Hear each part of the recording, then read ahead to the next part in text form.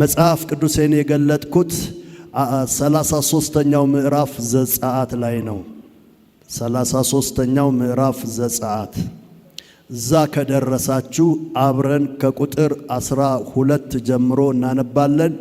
ሕያው ቃሉን ሕያው ያደረገንን እግዚአብሔር ለጆሮአችን፣ ለልባችን፣ ለአእምሮአችን ይባርክልን። ዘጸአት ምዕራፍ 33 ቁጥር 12 እስከ መጨረሻው ክፍል። ሙሴም እግዚአብሔርን እነሆ አንተ ይህንን ሕዝብ አውጣ ትለኛለህ፣ ከአንተም ጋር የምትልከውን አላስታወቅከኝም። አንተም በስምህ አውቄሃለሁ፣ ደግሞም በእኔ ፊት ሞገስን አገኘህ አልከኝ። አሁንም በፊትህ ሞገስ አግኝቼ እንደሆነ አውቅህ ዘንድ በፊትህም ሞገስን አገኝ ዘንድ መንገድህን እባክህ አሳየኝ። ይህም ሕዝብ ሕዝብህ እንደሆነ ተመልከት አለው። እግዚአብሔርም እኔ ካንተ ጋር እሄዳለሁ አሳርፍህም አለው። ሙሴም አንተ ከእኛ ጋር ካልወጣህስ ከዚህ አታውጣን፣ በምድርም ፊት ካለው ሕዝብ ሁሉ እኔና ሕዝብህ የተለየን እንሆን ዘንድ አንተ ከእኛ ጋር ካልወጣህ እኔና ሕዝብህ በአንተ ዘንድ ሞገስ ማግኘታችን በምን ይታወቃል አለው። እግዚአብሔርም ሙሴን በፊቴ ሞገስ ስላገኘህ በስምህም ስላወቅሁህ ይህን ያልከውን ነገር አደርጋለሁ አለው። እርሱም እባክህ ክብርህን አሳየኝ አለው። እግዚአብሔርም እኔ መልካምነቴን ሁሉ በፊትህ አሳልፋለሁ፣ የእግዚአብሔርንም ስም በፊትህ አውጃለሁ። ይቅር የምለውን ይቅር እላለሁ፣ የምምረውን እምራለሁ አለ። ደግሞም ሰው አይቶኝ አይድንምና ፊቴን ማየት አይቻልህም አለው። እግዚአብሔርም አለ፣ እነሆ ስፍራ በእኔ ዘንድ አለ፣ በዓለቱም ላይ ትቆማለህ። ክብሬም ባለፈ ጊዜ በሰንጣቃው ዓለት አኖርሃለሁ። እስካልፍ ድረስ እጄን በላይህ እጋርዳለሁ፣ እጄንም ፈቀቅ አደርጋለሁ። ጀርባዬንም ታያለህ፣ ፊቴን ግን አታይም አለው። ቅዱስ ቃሉን እግዚአብሔር ይባርክልን። የቃሉንም ፍቺ እግዚአብሔር ይስጠን። አሜን። ይህንን ክፍል ዝም ብዬ ሳሰላስለው አንድ አራት ነገር ሙሴ እግዚአብሔርን ይጠይቀዋል። ያ የሚጠይቀው ነገር እግዚአብሔር ፊት ሲቀርብ የማይጸጸትበት ነገር መሆን አለበት። አንዳንድ ጊዜ አንድ ቻንስ አግኝተን አንድ ጊዜ ብቻ አንድ ትልቅ ሰው ንጉስም ሊሆን ይችላል ወይም ደግሞ ባለጸጋ ሊሆን ይችላል እና የምንጠይቀውን ነገር የማንጸጸትበትን ነገር በጥንቃቄ ማወቅ መቻል አለብን። ጌታ ኢየሱስ የሚጠይቁት ሁለት ሰዎች በአንድ ክፍል ውስጥ አይ ቲንክ ማርቆስ ምዕራፍ 10 ላይ ሁለት ኢየሱስን ጠያቂዎች ሁለት ግሩፖች ነበሩ። አንደኞቹን እናንተ የምትጠይቁትን አታውቅም ብሎ ሰረዘው፣ ጥያቄያቸውን ውድቅ አደረገው። የአንደኛውን ግን ጥያቄ ተቀበለው።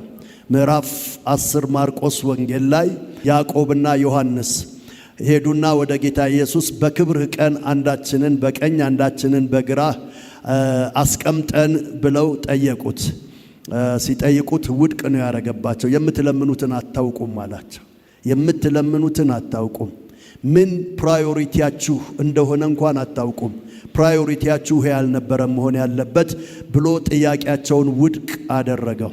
እዛው ክፍል ላይ ዝቅ ብሎ ወደ ምዕራፍ 10 ቁጥር 40 አካባቢ ደግሞ ሌላ ሰው ደግሞ አንድ ጥያቄ ጠየቀው።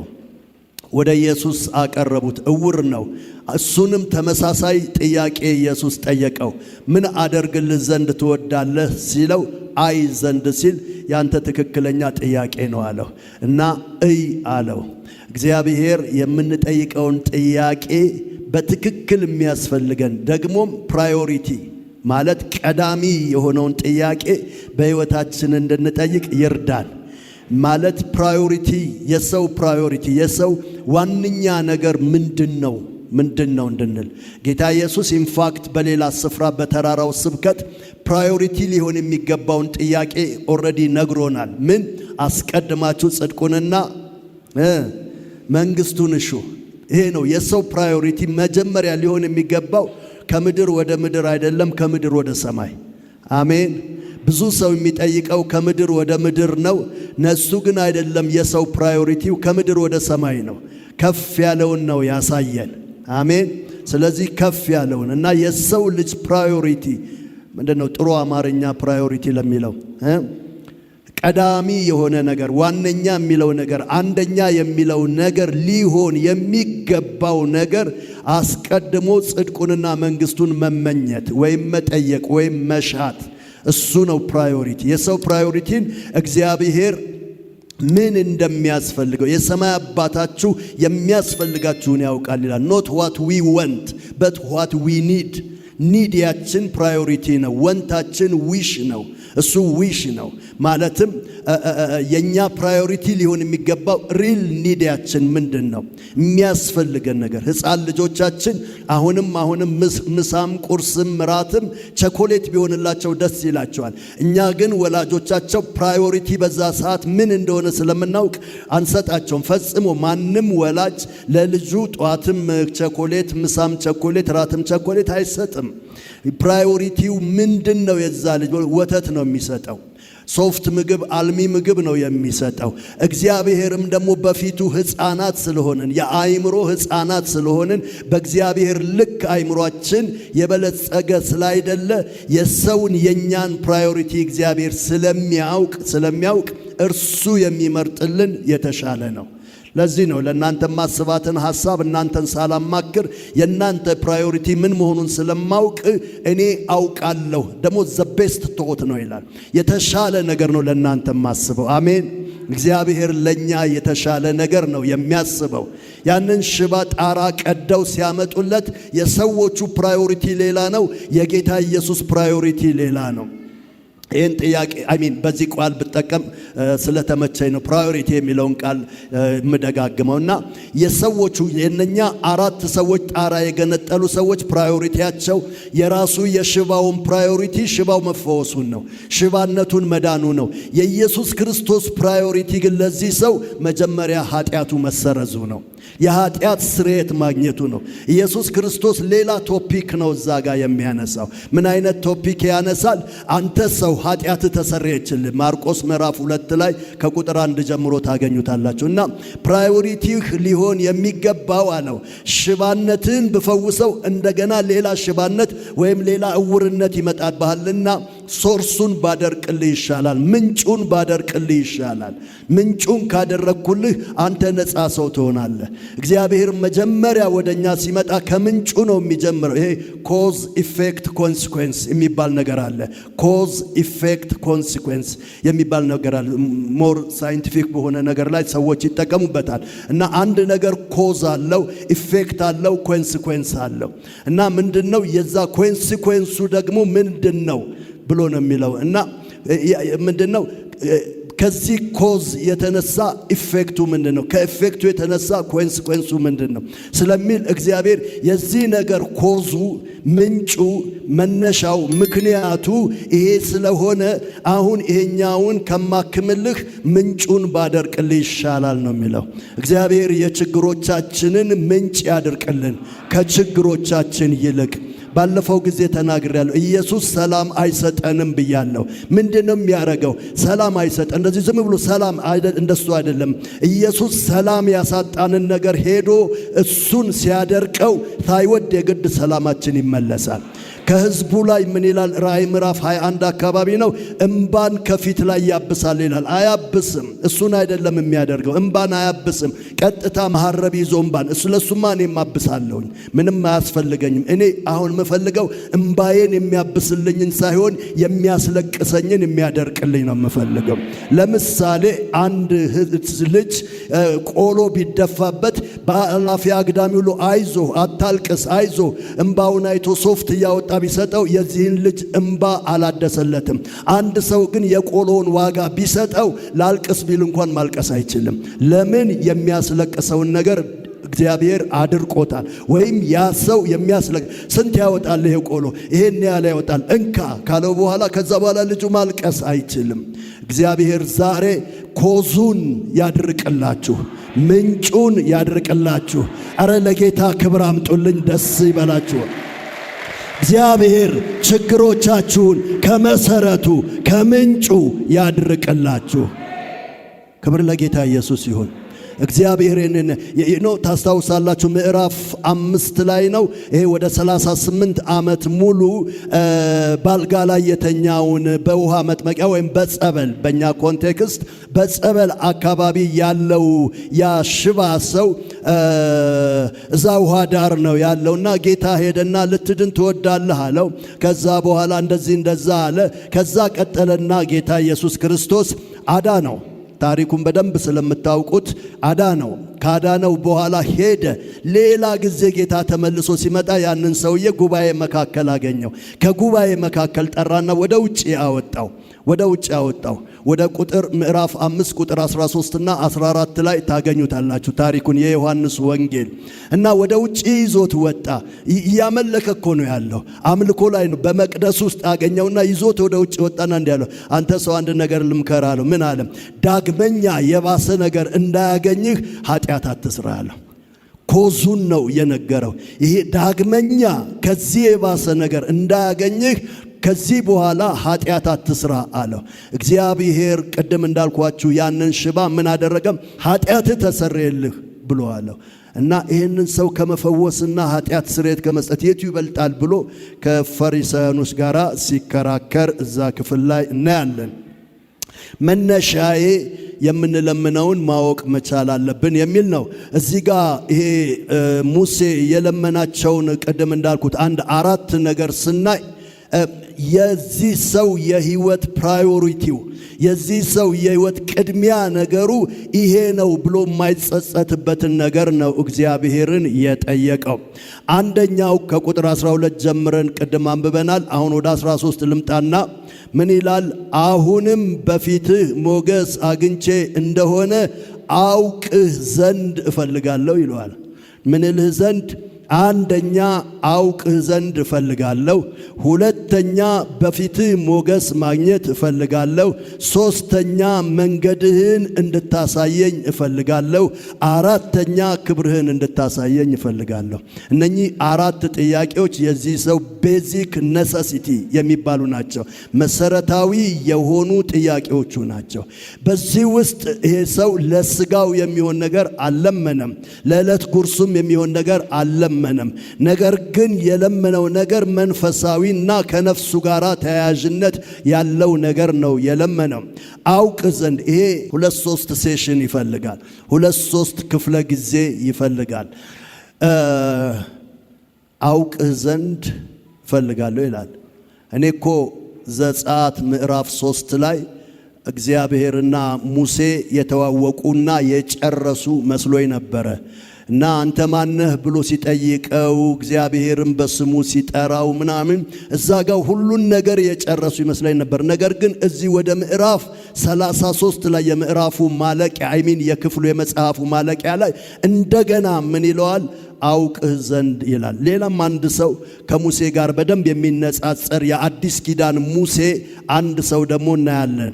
በስፍራችሁ ሁኑ፣ እኔ ሄጄ አንዴ ላንብበው። ክፍሉ ምዕራፍ ማስታወሻ ምናልባት የምትይዙ ካላችሁ ምዕራፍ 3 ፊልጵስዩስ ላይ ወደ ቁጥር 9 10 11 ምን ይላል? እርሱንና የትንሣኤውን ኃይል እንዳውቅ ይላል፣ ወይም አውቅ ዘንድ ይላል። ይህን የሚናገረው ጳውሎስ ነው።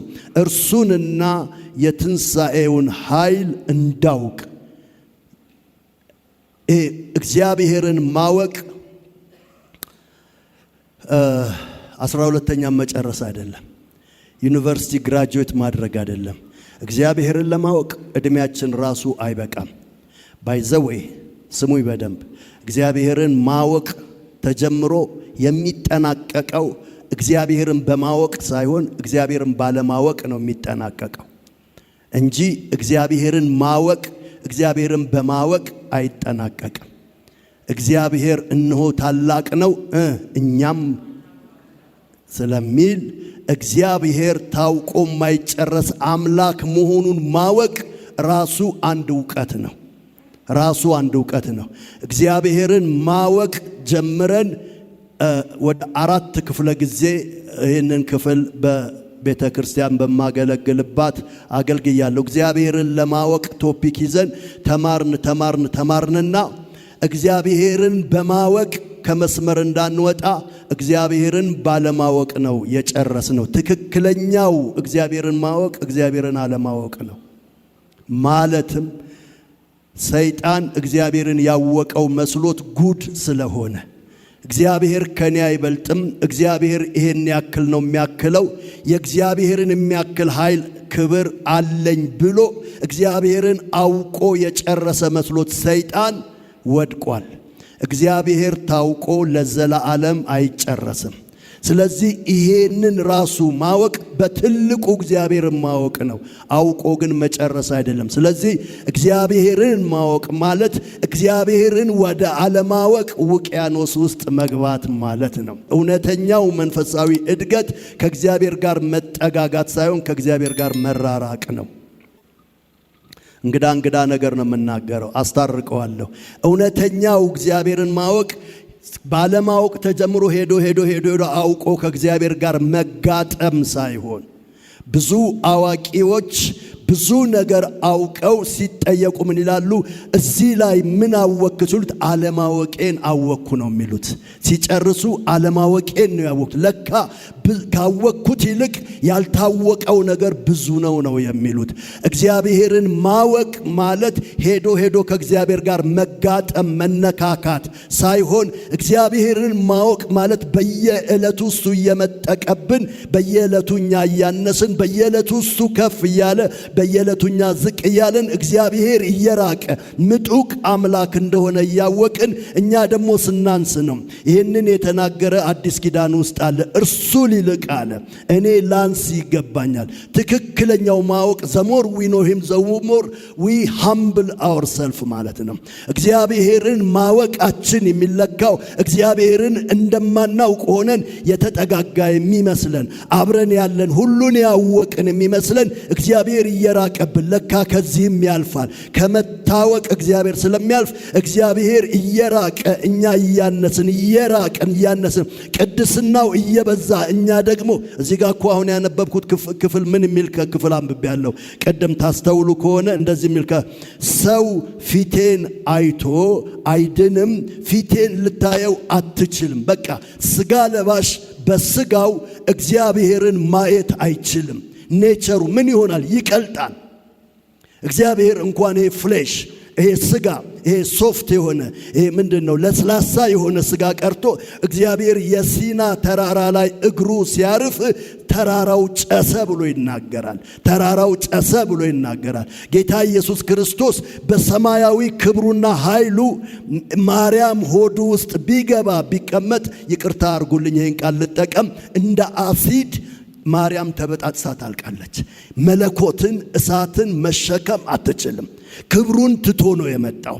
ክብሩን አስቀምጦ ነው የመጣው። ያንን ማይቲነስ አስቀምጦ። ለዚህ ነው የዮሐንስ ወንጌል ምዕራፍ 17 ቁጥር 3 ላይ እንደዚህ ብሎ ቁጥር 4 ላይ እንደዚህ ብሎ ተናገረ። በአንተ ዘንድ በነበረኝ በቀድሞ ክብርህ አክብረኝ፣ በምድር ላይ የሰጠኝን ሥራ ፈጽሜ ወይም ጨርሼ ወደ አንተ መጥቻለሁ አለው። እና ክብሩን ትቶ ስለመጣ ምንድነው የሆነው? ቀንሶ ወይም ሚኒማይዝ አድርጎ ስለመጣ በስጋ ውስጥ ማደር ቻለ። በማይሸከመው ስጋ ውስጥ ማደር ቻለ። እግዚአብሔር ከመታወቅ ያልፋል።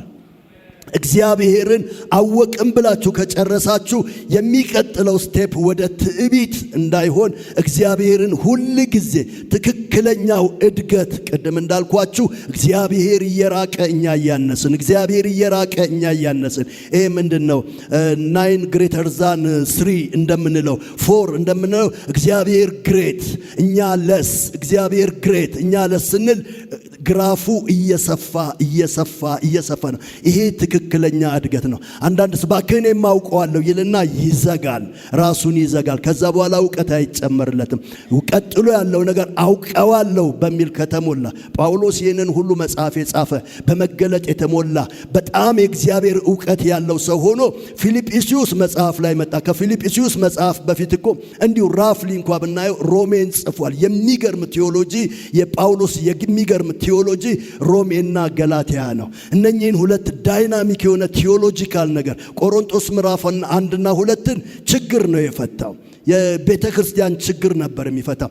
አንዱ ያየው የሰማው ነው። ሁለተኛው እነሱ የጠየቁት ከምዕራፍ 1 እስከ ምዕራፍ 6 ድረስ የተነገረውን ያየውን ችግር ነው የፈታው። ከምዕራፍ 6 በኋላ ግን ያለውን ችግር የሰማው ነው የነገራቸው። እነሱም የጠየቁት አለ፣ እሱም ያየውን የመለሰው አለ።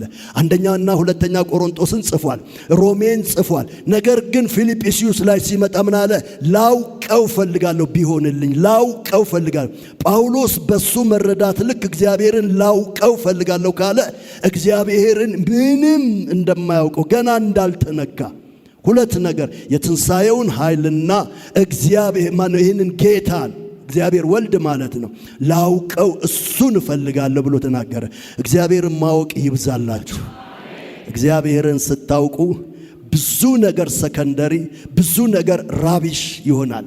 ራቢሽ እዚህ ጋር ራቢሽ ብሎ ይናገራል። ፊልጵስዩስ ምዕራፍ 10:11 ላይ ምን ይላል? ይሄንን ሁሉ እንደ ጉድፍ እቆጥረዋለሁ ብሎ ይናገራል። ትምክህቶቹ ብዙ ናቸው። እስራኤላዊ ነኝ መመኪያዬ ነው፣ ቢንያማዊ ነኝ መመኪያዬ ነው፣ ትምህርት አለኝ መመኪያዬ ነው እያለ ይናገርና ይሄንን ሁሉ ግን ስለ ክርስቶስ እሱን ሳውቀው ራቢሽ ነው ብሎ ይናገራል። ሁሉ ነገር ጉድፍ ነው ብሎ ይናገራል። ደግሜ ላለው እግዚአብሔርን ማወቅ ይብዛላችሁ። ለተራባችሁ፣ ለተጠማችሁ እግዚአብሔርን ለማወቅ ሁሌ ልባችሁ ለሚቃጠል፣ ልባችሁ ለሚነድ ሰው እግዚአብሔርን ማወቅ በኢየሱስ ስም ይብዛላችሁ። እኔ ዘመኔን በሱ ውስጥ ሁሉም ነገር አለ።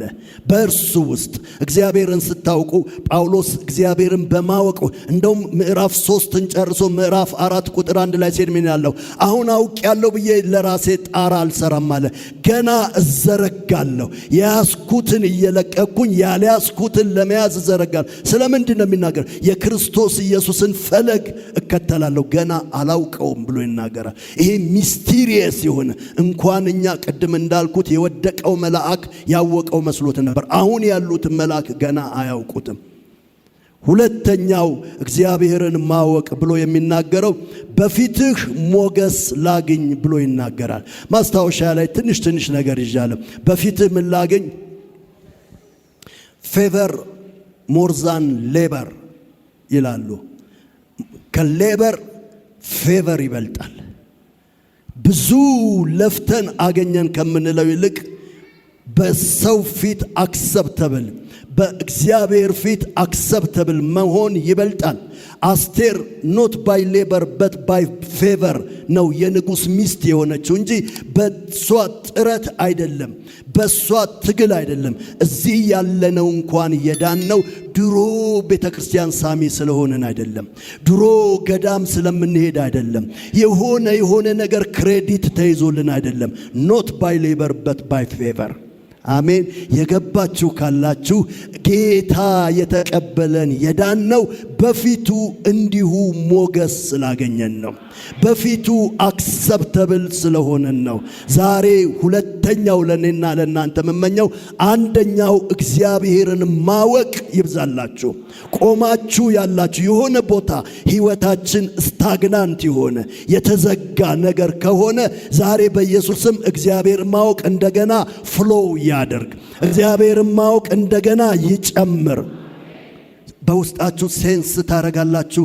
እህል ርቧችሁ ያውቃል። በእርግጠኝነት እህል ርቧችሁ ያውቃል። ምግብ ርቦን ያውቃል። ይርበናል። የእግዚአብሔር ነገር ርቧችሁ ታውቃላችሁ። ጽድቅን የሚራቡ ይላል አይደለም የእግዚአብሔር ቃል። ጽድቅን የሚራቡ እነሱ በጣም በጣም የታደሉ ናቸው። ምን ይሆናሉ? ይጠግባሉ ይላል። እግዚአብሔር የሚራቡትን ማንን? ራሱን የሚራቡትን ያጠግባቸዋል። ለማይራቡት እግዚአብሔር ራሱን አያጠግባቸውም፣ አልተራቡም። የሚራቡት ግን እግዚአብሔርን ያገኙታል፣ እንደገናም ይጠግባሉ። ሁለተኛው ያልኳችሁ ሞገስ ጌታ ይስጣችሁ። በባላችሁ ፊት ሞገስ ይስጣችሁ። የተከበራችሁ ሚስቶች፣ በሚስታችሁ ፊት የተከበራችሁ ባሎች ሞገስ ይስጣችሁ። አንዳንዴ እኮ ተጋብቶ ያለ ሞገስ እኮ ትዳር ይኖራል። ያለ ሞገስ እኮ ትዳር ያልቃል። ባሌ አይወደኝም፣ ሚስቴ ትንቀኛለች፣ አታከብረኝም። ዛሬ በኢየሱስ ስም በሞገስ ውጡ። አንዱ ጭንቀታችሁ የምትሄዱበት ቦታ ሁሉ የሚያቀል ነገር ዛሬ ይመታ። እናንተን የሚያቀል ነገር ይመታ። እግዚአብሔር በእናንተ ላይ ዛሬ ከብዶ ይታይ። መጨረሻ ላይ የምዘጋው ሐሳብ በዚህ ቃል ነው። መክበድ፣ ስለ መክበድ ደግሞ እናገራለሁ እና ምን ይላል እዚህ ጋር? እባክህን ሞገስን በፊትህ ላገኝ። ፎር ዋት? አክሰፕተብል ለመሆን ወገኖቼ፣ ሲወዳችሁ ነው የሚወዷችሁ። ልድገመው። ምን አልኩኝ? ሲወዳችሁ ነው የሚወዷችሁ። ሲቀበላችሁ ነው የሚቀበሏችሁ። ሲፈልጋችሁ ነው ተፈላጊ የምትሆኑት። ዛሬ በዚህ ምርቃት መርቃችኋለሁ። መጀመሪያ እሱ ይቀበላችሁ። መጀመሪያ እሱ ይውደዳችሁ። መጀመሪያ እርሱ ያገኛችሁ። ከዛ በኋላ እናንተ ፈልጋችሁ ሳይሆን ተፈልጋችሁ ትገኛላችሁ። መጀመሪያ አክሰፕተብል በእግዚአብሔር ፊት ከሆናችሁ እግዚአብሔር በሰው ሁሉ ፊት አክሰፕተብል እንድትሆኑ ያረጋችኋል። በኢየሱስ ስም ሞገስ በእናንተ ላይ ይጨመር። ይህም ሞገስ ያሳጣችሁ ነገር ይመታ። ኃጢአት ቢሆን፣ ሰይጣን ቢሆን፣ ማነስ ቢሆን ዛሬ ከእናንተ ላይ ይገፈፍ።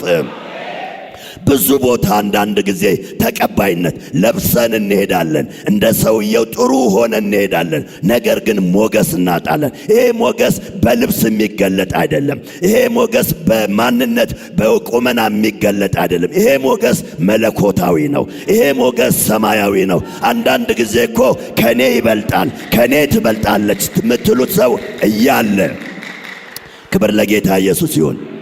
ይቅርታ አድርጉልኝ፣ ይህን ቃል እንድጠቀም አሁንም ፍቀዱልኝ። ቆንጆዋ እያለች ሞገስ አግኝታ ፉንጓ ትወሰዳለች። በሰው እኮ ሲታይ እንዴ አሁን እቺም ሚስት ለመሆን ነው እንዴ ወደዛ የምትሄደው? ውቦች ሊሉ ይችላሉ። ምናልባት ባለጸጎች ሊሉ ይችላሉ። ቆሮንቶስ ላይ እኮ የተጻፈው ጠቢባን እያለ ደካማ የሆነ ነገር፣ ብርቱ እያለ አሁንም ደካማ የሆነ ነገር፣ በዓለም ታላቅ የተባለ እያለ ራቢሽ የሆነ ምናምንቴ ነገር እግዚአብሔር መረጠ። ለምን? ሞገስ አገኘ። ዛሬ በኢየሱስ ክርስቶስ ስም በዚህና በዛ ጥረት አርጋችሁ ሞገስ ያጣችሁ ሰዎች ኢየሱስ ስም የጌታ ሞገስ በእናንተ ላይ ይሁን። በእግዚአብሔር ፊት ሞገስ አገኙ።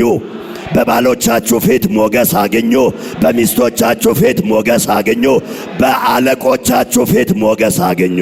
በንግዶቻችሁ፣ በጓደኞቻችሁ፣ ኢቭን በልጆቻችሁ ፊት እግዚአብሔር ሞገስ ይስጣችሁ። ዛሬ እኮ ይሄ ትውልድ ልጆቻችን ፊት እንኳን ሞገስ ያሳጣን ነው። አልከበድንባቸዋል፣ ቀለንባቸው። እኔ አንድ ጊዜ አይቻለሁ። አንድ ሾው ላይ አንዲት ትልቅ ሴትና የ14 ዓመት ልጅ ኢንተርቪው ይደራረጋሉ። እየተደረረጉ ይሄ የ14 ዓመት ልጅ እዛው ሾው ላይ በጥፊ እናቱን መታት። ትልቅ እኮ ናት። እኔ ራሴ እንዴት በ14 ዓመት ይሄ ሆኖ ወለደችው አልኩኝ። ሞገስ እናጣ። የሞገስ ተቃራኒ ውርደት ነው። የሞገስ ተቃራኒው ማነስ ነው። የሞገስ ተቃራኒ ስፍራ የሚገባንን ስፍራ ማጣት ነው። ዛሬ ግን እላችኋለሁ ሙሴ የለመነውን ልመና አሁንም ደግሜ ያለው እግዚአብሔር ሞገስ ይመልስላችሁ። እግዚአብሔር ሞገስ ይስጣችሁ። እግዚአብሔር የሚገባችሁን ስፍራ ብቻ ሳይሆን ከፍ አድርጎ ያስቀምጣችሁ። ለዚህ ክቡር ጌታ ክብር አምጡልኝ። ሞገስ። አንድ ወደ ጌታ የሄደ ሰው አለ። የድሮ ሰዎች ታውቁታላችሁ። ታደሰ ሸቴ የሚባል አለ። እሱ አንድ መዝሙር አለው። ሞገስ ላገኝ በፊትህ ሞገስ ላገኝ። ሞገስ አዳር ፕሮግራም ነበር የዛሬ 30-40 ዓመት ነው የምነግራችሁና እዛ አዳር ፕሮግራም ላይ ይመጣል። ስደት ነው ያለው። ሌሊቱን ሙሉ የሚያንጎራጉርልን ሞገስ ላገኝ በፊትህ። ይሄ መዝሙር ተተክሎ በኔ ውስጥ ቀረ። ይሄ መዝሙር ብዙ ጊዜ ሳላውቀው እዘምረው ነበር። ዛሬ እግዚአብሔር በፊቱ ሞገስ ሰጥቶኛል። who am I እናንተ ፊት የምቆመው? who am I ሌላችሁ ፊት የምቆመው? እግዚአብሔር በስውር ሞገስ ይሰጣችኋል። ከዚህ በፊት ተናግሬያለሁ። አስቴር እኮ የምትታጭ ሰው አይደለችም። ለምን? ስደተኛ ናት። ኑሮዋ ምን አይነት ነው? በጣም የወረደ ነው። የስደተኛ ኑሮ ነው። አገሩ አይደለም። እግዚአብሔር ግን መወደድንና ሞገስን በንጉሱ ፊት ሰጠና እነኛ ሁሉ የአገሩ ቅምጥል የሆኑ ውብ ሴቶች እያሉ እሷ ተመረጠች፣ ወደ መንግስቱ ገባች። ይኸውላችሁ ሰማያዊ ሞገስ አግኝተናል። በክርስቶስ ኢየሱስ ወደ መንግስቱ ገብተናል። ዛሬ ደግሞ በምድር እግዚአብሔር ሞገስ ይጨምርላችሁ። እግዚአብሔር ፊታችሁን ያክብደው።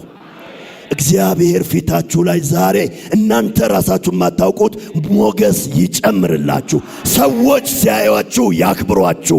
ሰዎች ሲያዩአችሁ ይውደዷችሁ። ሰዎች ሲያዩአችሁ አስፈሪነታችሁ ይገለጥ። በኢየሱስ ስም ሞገስ አገኙ። ሶስተኛው የለመነው ነገር ምን ይላል? እባክህ መንገድህን አሳየኝ፣ መንገድህን አሳየኝ። ለምንድን ነው የሚጠቅመው ብለን ስንል የሰው መንገድ ሁለት ነው። አንዱ ሕይወት ነው፣ አንዱ ሞት ነው። ስለዚህ እግዚአብሔርን መንገድህን፣ አደራረግህን፣ አካሄድህን፣ ፈለግህን ልከተል። ጌታ ኢየሱስ ክርስቶስ በዮሐንስ ምዕራፍ 14 ቁጥር 6 ላይ ምንድነው ያለው? እኔ ሕይወት ነኝ። እኔ ደግሞ ምንድነኝ አለ? ደግሞ ሌላው ሁለተኛ ሕይወት ነኝ፣ እውነት ነኝ። ሶስተኛው ደግሞ ምን አለ? መንገድ ነኝ፣ አምሮድ አለ። ሮማውያኖች በሚገዙበት ዘመን እንደዚህ አለ፣ መንገድ ሁሉ ወደ ሮም ይወስዳል አሉ። ይሄ ምንድነው የሚናገሩት? ያንን ያህል ዓለምን ገዝተናል። ስለዚህ መንገድ ሁሉ ወደ ሮም፣ በዚህ በኩልም ውጡ፣ በዛም ውጡ፣ በዛም ሁሉ የኛ ግዛት ነው ማለት ነው። እምነት ሁሉ ግን ወደ እግዚአብሔር አያደርስም። ኦንሊ ክርስቲያኒቲ። ቆይ እዚህ ጋር መጣበታል መጨረሻው ላይ ኦንሊ ክርስቲያን በክርስቶስ ኢየሱስ ብቻ ነው ወደ አብ መድረስ የሚቻለው። እኔ አይደለሁም፣ መጽሐፍ ቅዱሳችን ነው የሚናገረው። ስለዚህ ምን አለ? መንገድህን አሳየኝ፣ ከመንገድ እንዳልወጣ እንዳልስት። ሰው ሁሉን ይጣ፣ እግዚአብሔርን ግን አይጣ። ሰው ከሁሉ እድሉ ጋር ካስፈለገ ይተላለፍ፣ ከእግዚአብሔር ጋር ግን አይተላለፍ። እስራኤል እስካሁን እንደዚህ አይነት ምስቅልቅል ህይወት ውስጥ የሷ ታሪክ ሁሉ የጦርነት ታሪክ የሆነው ልጎበኝሽ መጣሁኝ እንደ ዶሮ ሕፃን ምንድነው ጫጩቶቿን እንደምትሰበስብ ወደ አንቺ ብዙ ጊዜ መጣሁ፣ አንቺ ግን አልወደድሽም፣ የመጎብኛሽን ወራት አላወቅሽም አላት። የመጎብኛሽን ወራት አላወቅሽም እና ምን ሆነ? ይሄ አፖይንትድ ታይም የሚሉት የቀጠሯቸውን ጊዜ ተላለፉና ይሄው እስካሁን ድረስ ከክርስቶስ ጋር ተላልፈው ቀሩ። ለምን ብላችሁ ብትሉ ያንን የእግዚአብሔር መንገድ አመጣጡን አላወቁም። እኔ እላችኋለሁ ደግሜ መንገዴ ከእግዚአብሔር ለምን ተሰውራለች ትላለህ? ከእግዚአብሔር ለምን ተሰውራለች? ዛሬ እላችኋለሁ እግዚአብሔር መንገዱን ያሳያችሁ። እግዚአብሔር አካሄድን ያሳያችሁ። እንደዛ ሲሆን ምን እንደምትሆኑ ታውቃላችሁ። በዘመናችሁ ሁሉ አትቀደሙም፣ ትቀድማላችሁ። በዘመናችሁ ሁሉ አትከስሩም፣ ታተርፋላችሁ። እግዚአብሔር ጎዳናን ሲያሳያችሁ ምልክትን እየሰጠ ከቀስት ፊት ያስመልጣል ይላል። እኔ እላችኋለሁ ታልፋችሁ እንዳትሰጡ እግዚአብሔር መንገዱን ያሳያችሁ። ወገኖች እግዚአብሔር መንገዱን ያሳያችሁ፣ አካሄዱን አደራረጉን ያሳያችሁ። ቅድም አንድ ነገር ብያለሁ፣ አትከስሩም። በእድሜ መክሰር ከባድ ነገር ነው። ጥቂት ናት እድሜያችን። በዚች እድሜ ኪሳራ አስተናግደን ብዙ ውስጥ እኮ ዛሬ የመጣችሁ ብዙዎቻችሁ የህይወት ኪሳራ እኮ ነው ይዛችሁ የመጣችሁት። ዛሬ ግን በዚህ ቃል እግዚአብሔር በቃ ይበል። በዚህ ቃል እግዚአብሔር ያድርቀው። የመጨረሻውን ቃል ተናግሬ ልጨርስ። የሚቀጥለው እግዚአብሔርን የለመነው አራተኛው የዚህ ሰው ጥያቄ ምን ይላል? እባክህን ክብርህን አሳየኝ ብሎ ይናገራል። ፎር ዋት? ለምን ፈለገው? እኔ የራሴን ክብር ነው የምፈልገው እንጂ የእናንተን ክብር ማየት ለእኔ ምን ይሰራልኛል? እግዚአብሔር ግን ሙሴ ግን እንዲህ አለ፣ ክብርህን አሳየኝ አለው። ክብርህን አሳየኝ ማለት በክብር ውስጥ እኔንም ጠቅልለኝ፣ በዛ ክብር ውስጥ እኔንም አስገባኝ ነው የሚለው። ክብርህን እንድታሳየኝ እፈልጋለሁ። ክብርህን መካፈል። ክብር ማለት በትክክለኛ ቋንቋው ከባድ ማለት ነው። ከባድ የኛና የነሱ አማርኛ ወይም ቋንቋ ወደ 75% ተመሳሳይ ነው። ለምን? ሴሜቲክ ስለሆነ ቋንቋችን ሴሜቲክ ስለሆነ በጣም ተወራራሽ ነው። እነሱ ሀገር አንድ ጊዜ ሄጄ ሱፐርማርኬት ውስጥ ገባውና የሆነ ዕቃ አንስቼ እንትን ስል አንድ እናት የ7-8 ዓመት ሕፃን ይዛ ሱፐርማርኬት ውስጥ ገባ። ያንንም ይይዛል ልጁ፣ ያንንም ይይዛል። ያንንም ሲይዝ በየመሃሏም እንዲህ ትሏለች፣ ሬጋብል ትሏለች። አሁንም በያዘ ቁጥር ሲንቀሸቀሽ ሬጋብል። ደጋግሜ ስሰማው ለካ የምትለው ረጋበል ነው የምትለው። ይሄ ግን የነሱ የሂብሩ ቋንቋን በጣም ብዙ ተወራራሽ ቋንቋ አለ። ስለዚህ ክብርህን አሳየኝ የሚለው ትክክለኛው ትርጉም ምንድነው? ከባድ። ኤግዛክትሊ ዳይሬክት ወርዱ ከባድ። እግዚአብሔር ያክብዳችሁ። ቅድም መዝጋዬ ነው ብያለሁ። እግዚአብሔር ያክብዳችሁ። እስራኤልን በዓለም ላይ እንደምን አድርጓል? እንደ ቡላድ ድንጋይ አከብድሻለሁ ብሎ ነው የተናገረው። ዛሬ ጥቂት ሀገር 4-5 ሚሊዮን ህዝብ ነው። 6 ሚሊዮን የሚያክለው በውጪ ነው ያለው። በውጪ ከአገሯ ከምድሯ ውጪ ነው ያለው። ነገር ግን ዛሬ ዓለምን ኦልሞስት የምታሽከረክር አገር እሷ ናት። አሜሪካንን የምትረዳ አገር እሷ ናት። እኔ አንድ ቦታ ሄጄ ኒውዮርክ ውስጥ አንድ ቦታ ላይ ይሄ ሁሉ የአንድ ጁሽ ነው አሉኝ። ማመን ነው ያቃ አንድ ቀበሌ የሚያክል አትላንቲክ ኦሽን ላይ ዳር ላይ ያለ ይሄ ሁሉ የአንድ ጁሽ ነው። ከብደዋል። እነኚህ ሰዎች እግዚአብሔር ፕሮሚስ አድርጓቸዋል። አከብዳቸዋለሁ ብሏል። እግዚአብሔር ያክብዳችሁ።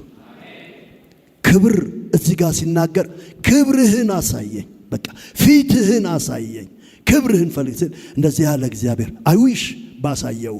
ግን በዚህ ኔቸርህ በዚህ ማንነትህ ክብርን የእግዚአብሔርን ፊት ማየት አትችልም።